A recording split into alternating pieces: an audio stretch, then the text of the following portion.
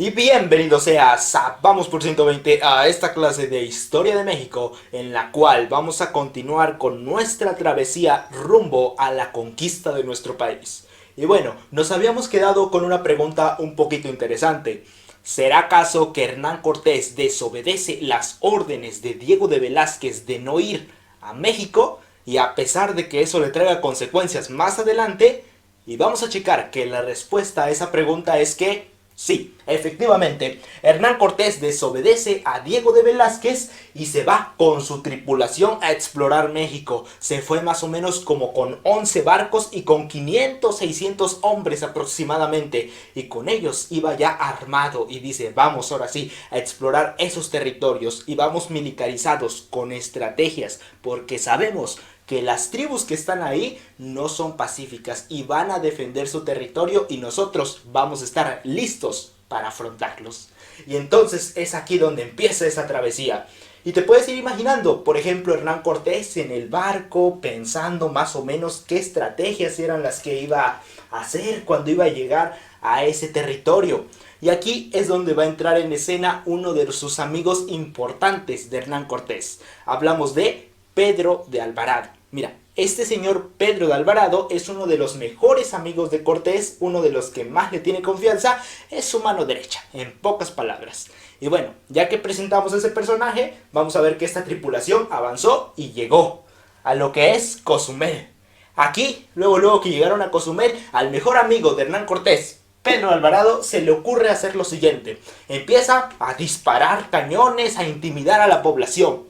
¿Sí? Y todo esto lo hace con un solo propósito, que si había alguna tribu por ahí que se quería enfrentar contra ellos, no lo iban a tener fácil. Ellos venían armados y además de que espantaron a toda la gente de por ahí, porque imagínate, aquí es América, aquí nunca se había visto la pólvora, las armaduras, los caballos, todo eso nunca se había visto. Entonces la población al ver todo ese tipo de cosas dice, órale, estos...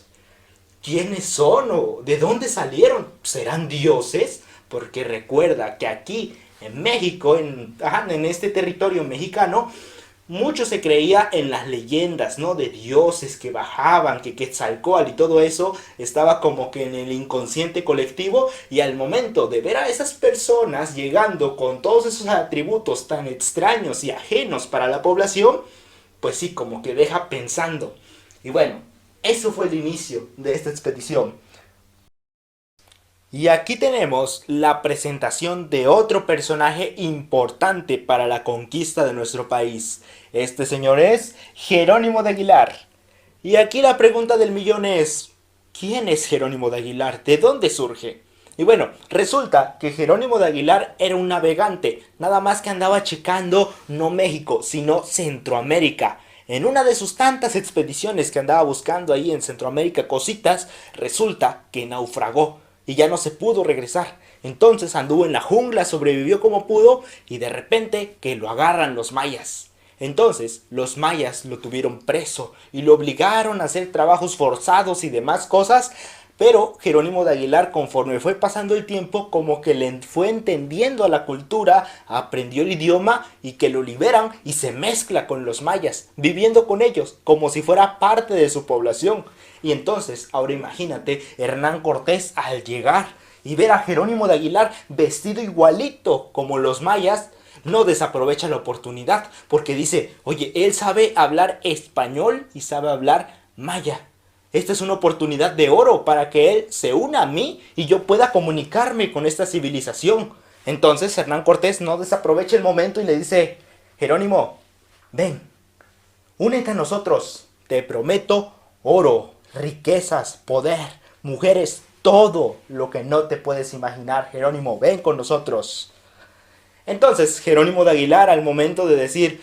uy, es un montonal como que de tentación y además la ambición de prometerte varias cosas, como que dice, ok, le entro. Y así es como tenemos que Jerónimo de Aguilar va con Hernán Cortés y le sirve como primer intérprete. Y con esto ya se puede empezar a comunicar con la civilización maya.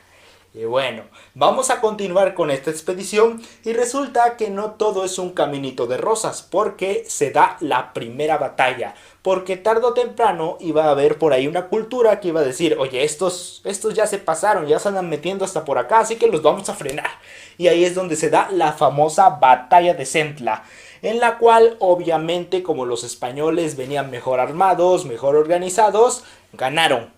Y entonces aquí en México se tenía como una especie de cultura, de ideología cuando se daban batallas. Y es que resulta que si tú eras la tribu que perdía, tenías que rendirte, no solamente diciendo ya no los voy a atacar, sino que me uno a ustedes y les tengo que dar regalos, porque ustedes demostraron superioridad a nosotros.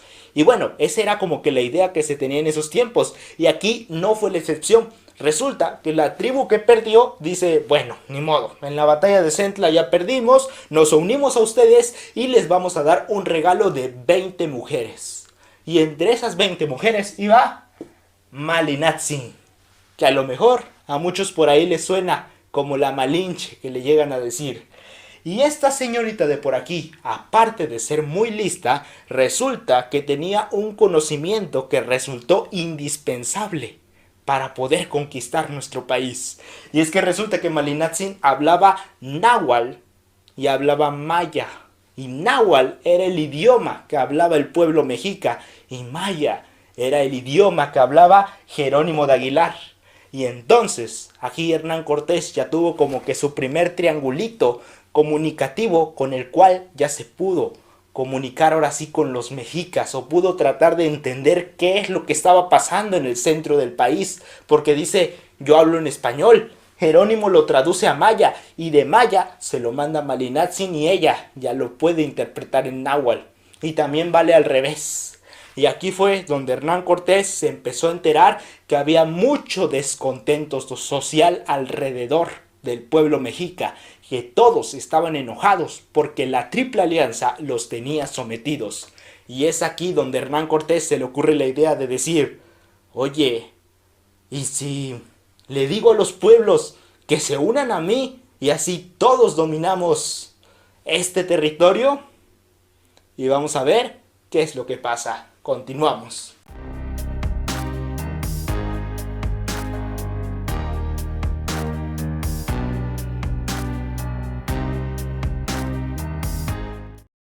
Y vamos a continuar entonces con nuestra travesía de por aquí. Y vamos a checar que lo primero que se le ocurrió hacer a Hernán Cortés para desligarse completamente del gobernador Diego de Velázquez fue autonombrarse capitán general.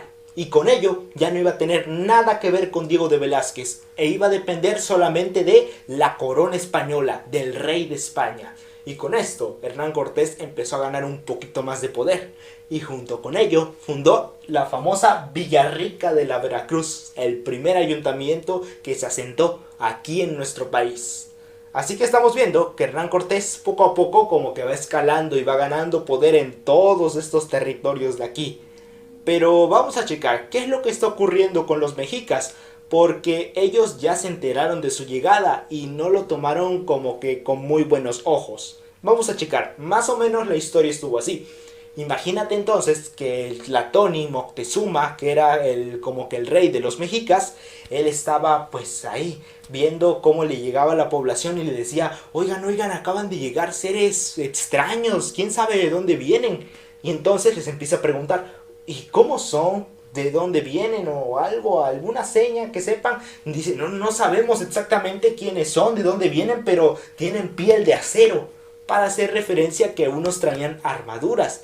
Dice, otros están grandísimos y tienen 4 piernas, para hacer referencia a los que iban arriba de un caballo. Dice, tienen cosas que explotan, sacan luces por todos lados, para hacer referencia a los cañones, a las balas que ellos sacaban. Entonces, aquí con esta descripción, Moctezuma y los demás mexicas empezaron a pensar y llegaron a la conclusión de que es el regreso del dios Quetzalcóatl. Y es que según decía la leyenda de Quetzalcóatl, es que era un dios muy temido y que se fue. Y que en algún momento de la historia iba a regresar. Y entonces ese momento iba a ser ahí. Al menos eso pensaron ellos. Dice, va a llegar Quetzalcóatl. no inventes, ¿y ahora qué vamos a hacer? Si es un dios, nos va a destruir. Tenemos que apaciguarlo, hacer que se vaya, no sé, ¿cómo le hacemos? Y entonces la solución que se le ocurrió a Moctezuma en estos momentos fue decir, a ver, lo vamos a ahuyentar, vamos a hacer que esté feliz si le empezamos a mandar regalos. Si le mandamos cosas, muy probablemente va a decir, bueno, ya ellos me rinden tributo y se va a ir. Y así fue. Entonces como Moctezuma inició a mandar regalos, con el objetivo de que los españoles, que según eran Quetzalcóatl, se empezaran a ir. Obviamente esto tuvo el efecto contrario, porque los españoles al ver los regalos dijeron, de aquí somos, no nos vamos a parar hasta dominar esa ciudad y el imperio mexica. Entonces, con esto estamos viendo que los intereses y la ambición de los españoles crece cada vez más, cada vez más. Y bueno, aquí te aprovecho para mencionarte esto de por aquí. Los mexicas veían como dioses o deidades a los españoles. Y todo lo que está en azul en el pizarrón aquí y en el pasado son cosas importantes, datos que te sugiero que te los aprendas bien de memoria. Sobre todo este de aquí ahorita, los mexicas veían como dioses a los españoles, ¿ok? Bueno, una vez aclarado eso, vamos a checar entonces que los mexicas tenían cierto miedo y decían, a ver, ¿cómo le hacemos para poder reunirnos con ellos de por allá? Porque son dioses, nos da cierto miedo juntarnos con ellos. ¿Qué hacemos? ¿Qué hacemos? Ya sé. Y mandaron entonces por ahí a unos ciertos mexicas que se fueran como que a robar, a secuestrar a algunos españoles ahí mientras estuvieran distraídos. Y sí, justamente agarraron y se andaban escondiendo y veían por ahí un español descuidado y órale, lo agarraban, se lo llevaban y lo llevaban allá a Tenochtitlan. Y decían, a ver, pues según cuenta nuestras creencias, los dioses no se mueren y tampoco sangran. Entonces los acostaban y decían, vamos a agarrar un cuchillo o vamos a agarrar algo y entonces por ahí se dieron cuenta de que los dioses sangraban y se morían y decían, y además de que descubrieron que estas cosas como que la piel de acero como que se les podía quitar de alguna manera, la armadura. Y entonces dicen, estamos confundidos, ¿sí serán dioses o serán otro tipo de personas solamente que ajena a nosotros? Entonces aquí es donde empieza a surgir la duda y Moctezuma como que ya no tiene tanto miedo de decir son dioses, porque dice no, los dioses no sangran y tampoco se mueren, entonces no son dioses, no sé qué sean, pero bueno, vamos a reunirnos. Y es por ello que como que se concreta una cita en la cual se van a reunir tanto Hernán Cortés y Moctezuma. Y entonces es ahí cuando llegamos acá. El 8 de noviembre de 1519, los españoles son recibidos por los mexicas. Y te lo puedes ir imaginando, los dos ejércitos, las dos facciones llegando, tanto Moctezuma con todos sus allegados y Hernán Cortés. Y aquí es donde se da una especie como que de intercambio, más que de diálogo. Porque aquí Moctezuma es donde agarra un collar de camarones de oro y se lo pone a Hernán Cortés y le dice, órale, ahí está, ¿no? Entonces Hernán Cortés como que no iba tan preparado y dijo, no, pues a ver, ¿qué te doy? Y se empieza a buscar y encuentra un espejo. Y dice, mira, toma, un espejo. Obviamente, para los españoles un espejo, pues, es un espejo. Pero para Moctezuma, que aquí no se fabricaba nada de eso, dice, órale, ¿esto qué es? ¿Seré yo de aquí? Y eso se pone interesante, ¿no? Porque no saben qué cosa es. Para ellos, pues como que de alguna manera puede resultar valioso, pero para los españoles no. Y es ahí donde se tiene ese primer intercambio. Entonces, los mexicas deciden lo siguiente. A ver, ustedes, no sé quiénes sean, no sé qué quieren, pero bueno, los vamos a hospedar por el momento aquí en Tenochtitlan y les vamos a dar de comer. Y entonces, fueron hospedados entonces en el palacio de Atzayacatl. Creo que así se pronuncia, que era un palacio lujoso y ahí les daban todas las comodidades y ahí estaban los españoles, Hernán Cortés. Entonces, la conquista hasta ahorita está siendo pacífica de alguna manera, ¿no? Porque ya llegaron los españoles, ya están dentro de la ciudad, están en un palacio lujoso en el cual les están dando todo y también ya saben del descontento generalizado que hay en la zona. Y durante su travesía, Hernán Cortés aprovechó para hacer alianza por ahí con los tlaxcaltecas, con los totonacas, para decirles, vamos a quitar a los mexicas. Y entonces como que le pasaron información y como que se pusieron medio de acuerdo para algunas cosas. Y es aquí donde van a empezar ahora sí los trancazos. Así que pasamos a lo siguiente.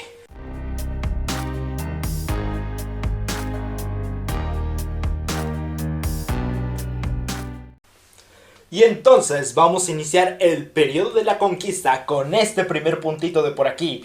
Toman prisionero a Moctezuma. Y es que imagínate, los españoles estaban ahí hospedados, Hernán Cortés, Pedro de Alvarado, y de repente les llega Moctezuma y como que les toca la puerta. Y entonces abren la puerta y dicen, Moctezuma, ahora no, qué sorpresa que vienes por aquí. Y Moctezuma más que nada iba con la idea de preguntarles, ¿quiénes son ustedes? ¿Qué hacen aquí? ¿Qué onda con ustedes? ¿A qué vinieron aquí?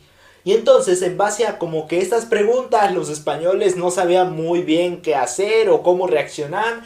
Y la mejor solución que se les ocurrió fue decir, vente para acá. Y entonces encerraron ahí a Moctezuma y lo tuvieron preso. Moctezuma no supo más o menos cómo reaccionar porque dice, a ver, me deshago de ellos, doy la orden para que entre el ejército y los aniquile, o me quedo y no hago nada. Y es que Moctezuma, más que nada por precaución y porque todavía por ahí tenía la duda de que a lo mejor si eran dioses, a lo mejor eran enviados de Quetzalcóatl o algo por el estilo, dijo, mejor me calmo, me tranquilizo, no hago nada y voy a esperar que pase el tiempo, a ver si se tranquiliza esto de por aquí. Al ver esto, la población mexica que dice, oye, se llevaron a nuestro Tlatoani y nuestro Tlatoani no está haciendo nada, no se está defendiendo, se empezaron a descontentar. La población se empezó a enojar, a estar, no sé, ya había un descontento general en la población hacia los españoles y también hacia Moctezuma, su propio Tlatoani. Y bueno, vamos a hacer aquí un pequeño recordatorio. ¿Recuerdas que hace mucho tiempo Hernán Cortés desobedeció un tal Diego de Velázquez y se aventuró a México sin importarle las consecuencias? Pues resulta que las consecuencias acaban de llegar. Y es que Diego de Velázquez se enteró que Hernán Cortés anda haciendo lo que se le diera la gana ahí en esas nuevas tierras. Diego de Velázquez, al enterarse de esto, se enoja y dice, a ver, tú, Pánfilo de Narváez, te vas a encargar de agarrar y traerme a Cortés, vivo o muerto, lo vas a apresar. Y entonces vamos a llegar a este puntito de por aquí. Diego de Velázquez manda a Pánfilo de Narváez a apresar a Cortés con esa única tarea. Y entonces le da sus barcos, su ejército y órale, va por Cortés. Entonces por ahí Hernán Cortés como que le dan el aviso, le dicen, oye, ya vienen por ti, mandaron un tal Pánfilo de Narváez. Entonces Cortés dice, a ver qué cosa tengo que hacer. Pues me tengo que salir de Tenochtitlan, tengo que salirme del palacio, me voy a llevar a algunos españoles y también me voy a llevar a algunos nativos de por aquí. A final de cuentas ya eran como que sus amigos. Y dice, a ver, vénganse. Y vamos a planear una estrategia, una emboscada rápida hacia Pánfilo de Narváez. Y entonces vamos a ver que Hernán Cortés se fue y dejó al mando a su mejor amigo, a su mano derecha, Pedro de Alvarado. Queda al mando. Y bueno, vamos a checar entonces que Hernán Cortés anda por allá en la jungla combatiendo allá a Pánfilo de Narváez. Mientras tanto, Pedro de Alvarado se queda aquí, en Tenochtitlan. Entonces, en Tenochtitlan por ahí se les ocurre hacer una especie como que de fiesta, de celebración a sus dioses, en los cuales tenían por costumbre hacer sacrificios humanos. Entonces llamaron a los españoles que estaban hospedados y les dijeron, oigan, ¿quieren venir a nuestra celebración, a nuestra fiesta? Los españoles dijeron, sí, vamos a la fiesta, ¿no? A final de cuentas es una celebración a sus dioses, no creo que sea tan feo. Entonces llegaron y empezaron a ver cómo las personas las sacrificaban, las empezaban a matar. Y entonces ahí los españoles como que se espantaron. Y Pedro de Alvarado, como estaba al mando, dice, esto es una emboscada. Ataquen y maten a todos los mexicas que puedan ahorita. Y empezaron a rafallar y a matar muchas personas. Aquí el problema es que los españoles eran como que invitados de honor. Entonces los pusieron hasta el frente, junto con los monarcas mexicas, o sea, los que tenían mayor peso en la sociedad. Y fueron los primeros que se empezaron a morir, los primeros que mataron. Obviamente, esto hizo que la población Si ya estaba enojada, ahora se enojara todavía más y los corretearan hasta el palacio. Y esa fue la famosa matanza del Templo Mayor, que la hizo Pedro de Alvarado porque pensó que era una emboscada. Y bueno, vamos a checar entonces por otro lado Hernán Cortés, que anda por allá combatiendo. Como ya se sabía bien los territorios y llevó nativos y le dijeron, mira, dale por aquí, por acá, por aquí les llegas, ¡pum! De volada se echó a Pánfilo de Narváez. Vamos a checar entonces que no le duró mucho y Hernán Cortés dice, a ver, todos ustedes que sobrevivieron, únanse a nosotros. Allá en Tenochtitlan hay oro, hay riquezas, hay un sinfín de cosas, vengan. Y entonces así se deshizo el ejército de Pánfilo de Narváez y Cortés regresa con más hombres, victorioso. Y entonces llega, feliz, ¿no? Porque dice, ya ganamos. Lo que pasa es que cuando empieza a llegar a Tenochtitlan, como que empieza a ver a la población ahí escondiéndose, nada más asomándose y viendo feo hacia Cortés. Y Cortés no sabe qué pasó. Dice, ¿qué habrá pasado aquí? Todo está muy solo. Y entonces llega hasta el palacio y dice, oye, Pedro Alvarado, ¿qué pasó aquí? Y entonces Pedro Alvarado le empieza a contar, no, es que pensé que era una emboscada y matamos a la realeza de los mexicas. Hernán Cortés al oír todo esto dice, ay Pedro, ¿qué hiciste? ¿En qué lío nos acabas de meter? Ahora tienen apresado a Moctezuma, la población ya no les da de comer y los tiene ahí acorralados, la población los odia a los españoles, no les queda otra opción más que salirse. Irse de por ahí porque ya no los quieren y se van a morir de hambre si ahí están como que atrincherados. La solución que se les ocurrió fue la siguiente y decir, a ver, Moctezuma, calma tu puebla, tú eres el Tlatoani, cálmalos por favor. Entonces Moctezuma sube y les empieza a hablar a su pueblo, le dice, oigan pueblo, tranquilos, los españoles son nuestros amigos, que no sé qué. Pero el pueblo ya no confiaba en el Tlatoani Moctezuma. Y entonces por ahí dice una teoría que le empezaron a aventar piedras. Pum, pum, pum. Y de tantas piedras que le aventaron, se murió Moctezuma. Y ahí quedó. Ya, hasta ahí llegó el Tlatoani. Entonces los españoles al ver esto de que mataron hasta su propio Tlatoani y los mexicas, dicen, no, pues, ¿ahora qué será para nosotros? Nos van a matar. Entonces, en una noche dijeron, a ver, agarren todas sus riquezas, todo su oro que tengan, y nos vamos en esta noche, mientras no nos vean. Y entonces, órale, se salen en la noche, pero resulta que por ahí los mexicas los tenían vigilados y dijeron, ya salieron, mátenlos.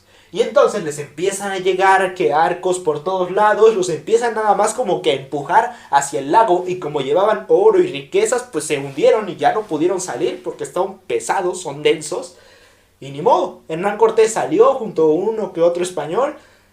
Y ahí es donde se dice que lloró, ahí junto a un arbolito. Y es lo que se le conoce como la noche triste. Que está aquí es la noche triste. Estos puntitos de por aquí también ya los checamos. Por ahí si quieres reléelos, ya los comentamos. Y ahorita estamos en la noche triste. Entonces, aquí vamos a ver que Cortés está devastado. Perdió la gran mayoría de su ejército. Está desmoralizado y los mexicas ahora sí odian a los españoles. Vamos a ver un poquito más de contexto. Resulta que los españoles habían traído también aquí una enfermedad de la cual los mexicas no tenían ninguna defensa. Hablamos de la viruela. Esta enfermedad le empezó a dar a toda la población, incluido al sucesor de Moctezuma, Cuitláhuac, que fue el siguiente Tlatoani, el cual ya iba a liderar la batalla en contra de los españoles.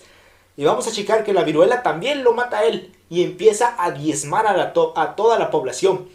En este contexto tenemos ahora una Tenochtitlan, un imperio mexica debilitado porque ya le cerraron por ahí como que los cruces donde les llegaba la comida. Tenemos una población enferma, desmoralizada un poquito porque estas personas solamente fueron a robar y a hacer una matazón. Y bueno, vamos a checar que bajo este contexto, ahora sí Hernán Cortés no se iba a quedar con los bracitos cruzados así. No, iba a preparar ahora sí la ofensiva militar. Salió ahora sí bien con los tlaxcaltecas, con los totonacas, les dijeron cuáles son las entradas secretas para Tenochtitlan, la mejor estrategia de guerra. Y órale, inicia la ofensiva en contra de Tenochtitlan. Y vamos a checar que el último Tlatoani de la ciudad fue Cuauhtémoc, el cual lideró la batalla, hizo lo que pudo, pero ya, fue demasiado tarde. ganaron los españoles. Y vamos a tener que el 13 de agosto de 1521 cae Tenochtitlan. Y quiero que te aprendas esa fecha de memoria. 13 de agosto de 1521 cae Tenochtitlan. Y ahí es donde inicia el Imperio Español.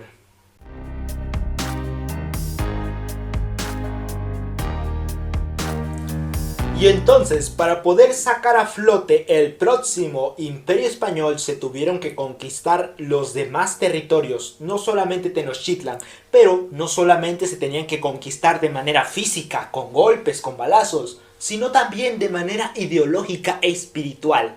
Y entonces vamos a checar que la conquista se llevó a cabo de dos ejes, y fue la conquista material y la conquista espiritual, que para entender mejor esto de por aquí, vamos a checar unos pequeños videitos. Vamos. Conquista material. Básicamente consistió en la apropiación de la tierra por medio de la fuerza y de las armas, para dar pie al futuro virreinato de la Nueva España. Conquista espiritual. Este tipo de conquista se basó en cambiar las creencias y deidades de las sociedades nativas. Para ello se recurrieron a las órdenes monásticas y escuelas, para inculcar en la sociedad la nueva lengua y la nueva religión. Y es aquí donde llegamos a la siguiente pregunta. ¿Quién va a gobernar? ¿Qué va a pasar con Hernán Cortés? ¿Con Diego de Velázquez? ¿Qué es lo que va a ocurrir? ¿Cuál va a ser la reacción del rey de España al saber que ya conquistó un territorio tan vasto? ¿Y cómo es que se va a organizar este territorio? Porque es un alboroto ahorita, cada quien hace lo que se le antoja. Pues bueno, todo este tipo de preguntas las vamos a contestar en el próximo video de Historia de México. Así que si te gustó este video, recuerda darle like, suscríbete a este canal, activa esa campanita de notificaciones y nos vemos en el próximo video.